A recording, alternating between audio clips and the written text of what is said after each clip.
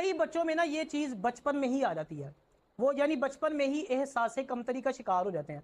और उसकी पता है मेजर रीज़न क्या होती है? उनके वालिदैन होते हैं, क्योंकि उनके वालिदैन अपने बच्चों को दूसरों बच्चों के साथ कंपेयर कर रहे होते हैं। अगर खाला की पुफी की किसी बेटी के अच्छे नंबर आ गए, अब वो बच्चे को कंपेयर करेंगे, कहेंगे देखो उसके कितने अच्छे नंबर आ गए, तुम्हारे अच्छे नंबर नहीं आए। नुकसान क्या होगा? बच्चा एहसास कमतरी का शिकार हो जाएगा। हमेशा याद रखें, कभी भी अपने बच्चे को किसी दूसरे बच्चे के साथ कंपेयर ना करें, हेल्दी कंपैरिजन करें। हेल्दी कंपैरिजन क्या होता है? उस बच्चे का उसी के साथ कंपैरिजन करें।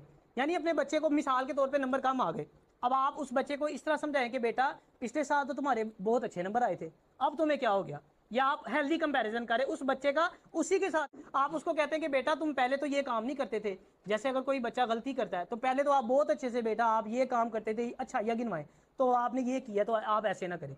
ये चीज़ जो है ना, ये बच्चे को इंप्रूव करेगी, ना कि उसको एहसास कमतरी का शिकार करेगी।